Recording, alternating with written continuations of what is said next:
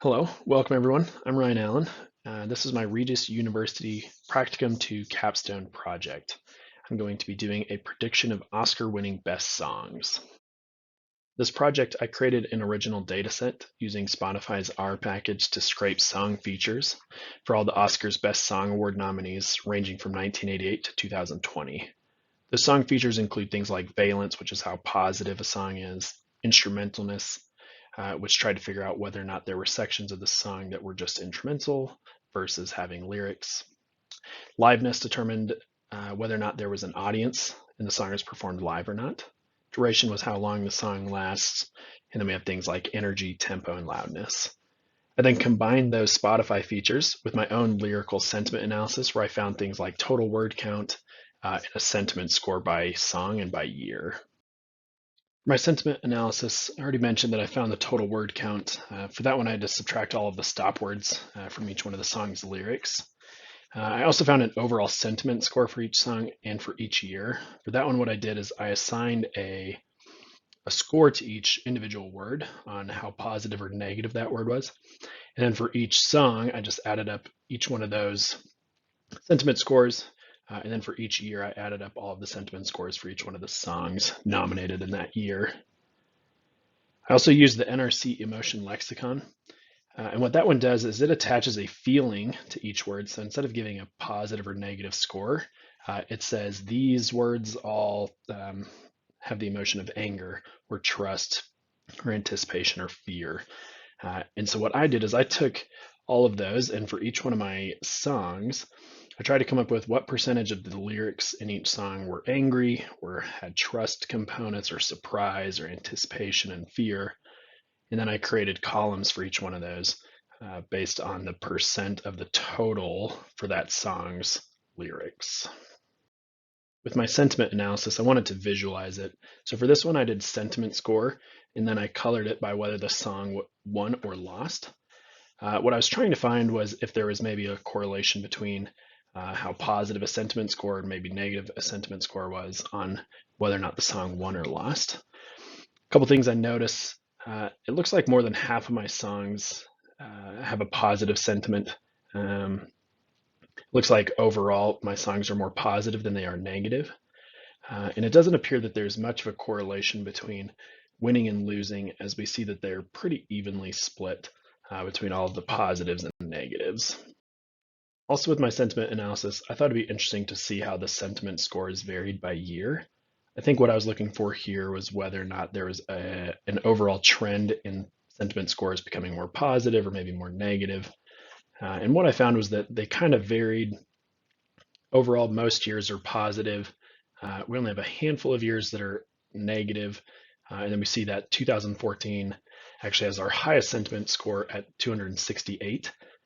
That's the year that Everything is Awesome, the song from the Lego movie, came out, and that contributed to the overall sentiment score for that year.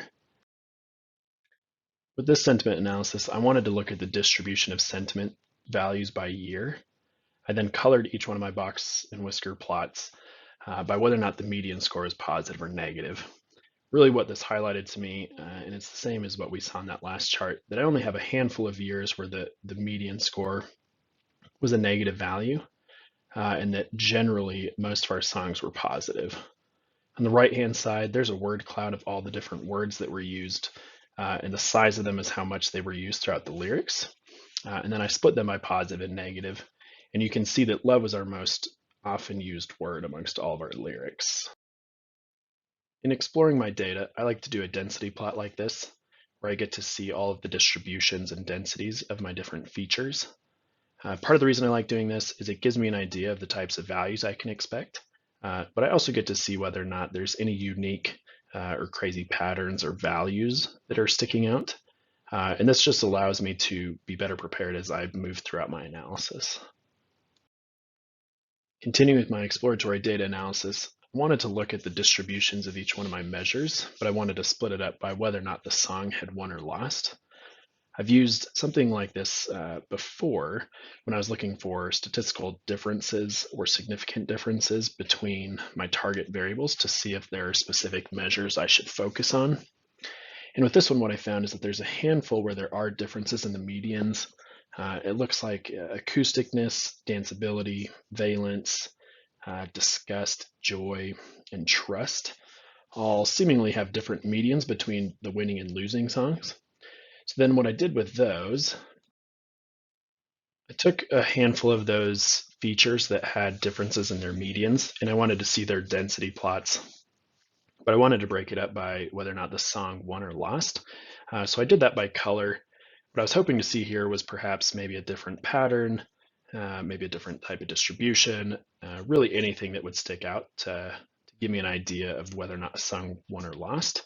But really what I see is that there doesn't seem to be a difference in any of my patterns as far as trying to decide whether or not a song ultimately won or lost. I wanted to do a correlation plot because I know with most of my machine learning models that you can't have collinear variables.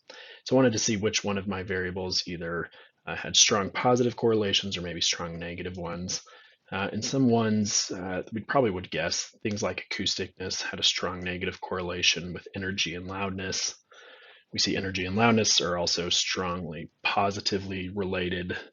But one thing that did stick out to me is on the far right corner, those are all the variables that I came up with my lyrical analysis. And we see that we just have a lot of correlations going on there. My assumption is that most of those will be stripped when I go to use my principal component analysis. Before I tell you about my predictive models, I'm going to tell you a little bit about the data sets that I used. The first one was my raw data set, which was my pre-processed original data set that I created.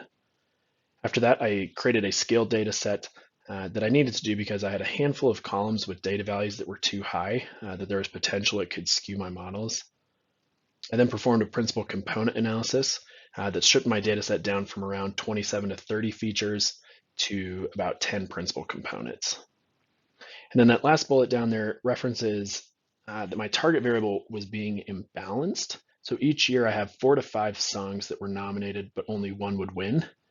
And so my models were overvaluing the losing songs and undervaluing the winning songs. So to help with this, I tried a couple of different techniques. One was I tried to oversample the minority value. I then tried undersampling the majority value. I tried doing both by setting a percentage. In my case, I did 50%. So 50% of the data was winning, 50% was losing. Or this row sampling technique, which basically it creates synthetic data that maintains the information contained in the original data set, unlike over or undersampling, but it balances the target variable appropriately. I tried a handful of predictive models, and I had the hardest time finding a model that had strong accuracy, specificity in a large area underneath the curve. I tried support vector machines, regression trees, linear discriminant analysis, logistic regression, k-nearest neighbors, and I even tried neural nets. One of my models that performed best was when I did a regression tree on my raw data. Two things that made this model stick out. It had one of the highest areas under the curve, and it had the highest specificity. Due to my data set, I had a hard time getting models with a good specificity. So in my case, correctly predicting winning songs. Most were saying that all the songs lost and were getting an accuracy around 75 to 80%, but had a specificity around 0. So even though this model's accuracy is around 65%, what I liked about it was that it had a high specificity. Another model that worked well was when I did a regression tree with my oversampled scaled data. You can see that it has a high area under the curve around 0.714.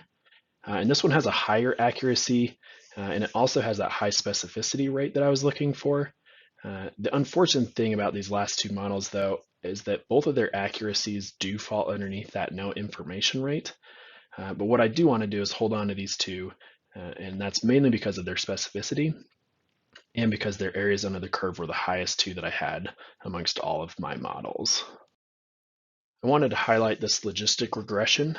It was one of the better performances that I had with some of my models. And this one used my oversampled PCA data. You can see that it has an accuracy of 77%, which is actually higher than my no information rate, which is why I picked this one. But you can also see that its specificity is relatively low. It's only at 20%.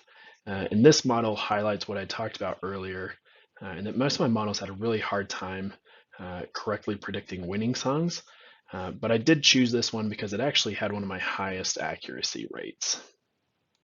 When I would do my ROC curve for most of my models, most of them look like these two over here to the right. So these are two regression trees. One is oversampling with my PCA data, and then the other one is undersampling with the PCA data. But what you can see is that the area under the curve is hovering right around 50%. And actually most of my ROC curves look like this for most of my models. This PCA plot highlights why my models were having such a hard time differentiating between winning and losing songs. Here we see, at least with just the first two principal components, that there really is no distinct grouping between the winning and losing data points. What you would like to see is for there to be some differentiation or at least separation between those two. But as you can see, there's a lot of overlap. Some considerations about my project that I would do differently is that I would actually switch from Oscar-winning songs to Emmy-winning songs. My brother-in-law, who works in the movie industry, had told me that Oscars can be fairly political. So he had actually suggested I do Emmy-winning songs because the songs that win seem to be more kind of musically aligned, which is what all my features were pointed towards anyway. I also had no idea how much parameter fine-tuning was involved with each one of my models. So that's something I would spend more time trying to learn about those, researching kind of the best way to perhaps do those grid searches where I let the program do most of the work for me.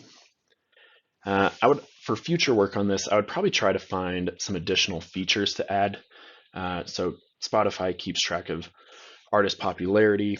I could keep track or have a column for number of times that the artist has previously won. And I would try to be creative about trying to find some other features that might be more telling of who's going to win versus who just gets nominated. And then finally, the last thing I would like to try is to combine some of my predictions. So notice I picked out about 3 or 4 models that had the highest areas under the curve, or perhaps some higher accuracy rates or specificity rates. So my thought was I could almost create a voting system with those 3 models. And for each one of my test subjects, if the majority of the models vote and say that that song should be a winning song, then that's when I would actually predict it as a winning song. So instead of taking each individual model's prediction, I would kind of take an average or a voting of each one of those models to eventually get my overall predictions. These are all the references I used throughout my project. I used this analytics video. They had done a write-up about imbalanced classification problems in R, which I found very useful. I also have my practical statistics for data scientist book, which is always helpful with various topics. I found a couple blog posts about music lyrical analysis. And then with my sentiment analysis, I used the AFIN library as well as the NRC word emotion association lexicon. And both of those asked to be referenced if you had used them for any sort of work. I had a text mining example that I was looking at. And then finally, I used Spotify for developers using their web API. And that's what allowed me to scrape all of the different songs to get their features. I want to thank you for your time, and I hope that this was informational, and I hope that you have a great rest of your day. Thank you.